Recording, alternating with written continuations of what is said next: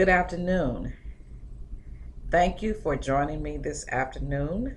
I am Dr. Natalie Woods with Nata Woods and Friends. We are continuing the relationship series, and I have a hot topic for you today.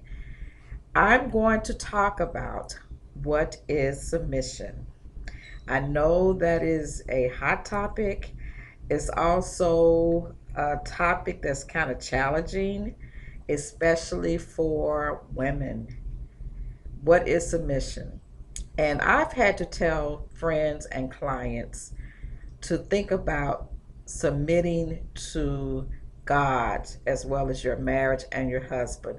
If you see it as I'm going to submit, I'm going to commit to God, it would be easier for you to submit to your husband. Biblically speaking, you're supposed to, as a woman or as a wife, you're supposed to submit to your husband. But a lot of times we get part of that scripture. It also talks about if you are submitting to the husband is submitting to God, and the husband will hear from God. And a lot of times I think we focus on the submitting, and the women are submitting to the husbands more so than the men are submitting to God.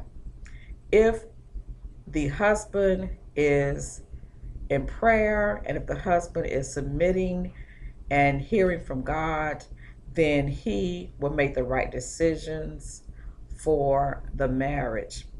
You are partners, and a lot of times, if you feel like your spouse is not going in the right direction, then you can pray about it. And and if you are doing your part, and if you pray and ask God to lead and guide you, to show you what to do, to tell you what to say, then you can make that process easier. I remember when I first got married, Michael, because he was listening to a lot of his friends, he would always say to me, and he was saying on a regular basis, you have to submit, you have to submit, you have to submit. And I said to him one day, I said, what if I asked you or told you every single day that you have to take care of me? You have to take care of me. You're responsible for taking care of me. I said, that would eventually get on your nerves. But I stopped mentioning that to him. And we were at church. And one Sunday, our bishop, while he was preaching, said, if you are the man of the house, you don't have to go around saying that every day. You would do it better by showing your spouse and your family that you are the man. So, again, for me, I had to be quiet because I could have really talked about it, and then I would have got on his nerves and he would have gotten on my nerves by saying that. But once he heard it, he turned to me and said, I got it, I got it. But the point is, I think we need to really understand what is submission and what does it mean to submit. But basically, if you're submitted to your spouse, if you submit to your spouse, you want to make sure that you're doing what you're doing as the wife, if that's the case, or as the husband. But both people should be submitted to God. And if you're submitted to God, then you can make decisions together. But the husband has the ultimate say so. But you want to, again, pray for your husband. And I think that's where we fall short also. You want to make sure that you are doing all that you can to support and to empower, and remember to make your husband feel like a king. And remember, in one of the segments I said, if you make your husband feel like a king, then he will try to do everything he can to make you happy. Men want to feel like men, they want to feel respected. And I think if all of those things are in place, then the process would be easier. If the man feels like you think he's the man and the head of the household, and that if you're respecting him and you're not trying to run things as they say, or people would say, and some guys would say, then I think it's an easier process for the man to want to treat you the way that you want to be treated and to make the right decisions. I'm not saying there are not times that we have to help them make the right decisions, but we can do it a lot better by being quiet when we need to be quiet and by really praying about it. There is a book out there entitled The Power of a Praying Wife. And my mother gave me that book when we first got married, when I initially got married. And basically the book talks about when you start praying for your spouse, whether you're praying for the financial, the sexual part, the health, good health, or whatever the case may be, then God will start changing you. And as you change, your spouse will change. So there are several approaches to that, but you want to make sure that you're doing what you can do. And if you're making your spouse feel like a king, if you are empowering him, if you are respecting him, then again, I think the process is a lot easier. But you, as the wife, want to submit to your husband as he is hearing from God.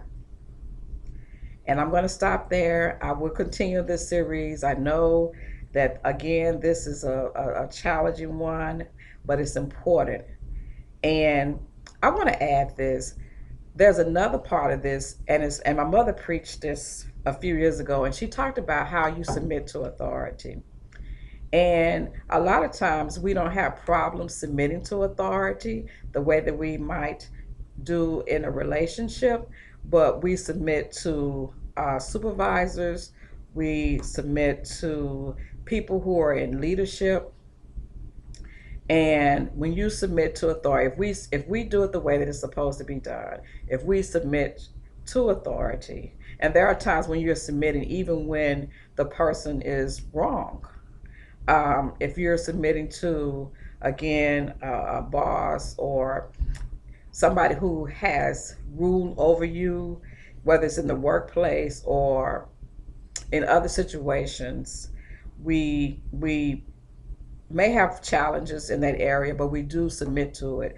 And if you have to have a certain order, if you submit to authority, then you have to continue doing what you're supposed to do, and then hopefully, as you're praying, the situation will work out. So, I think the main thing is we need to do what we're supposed to do, what we're led to do, and continue to pray for the person or the people who have rule or rulership over our lives. And I think that's probably a good way to look at it. I was talking to a young lady, and she said, I'm in love with my husband. I love him, but I have a big problem submitting. And I told her, I said, submit to God.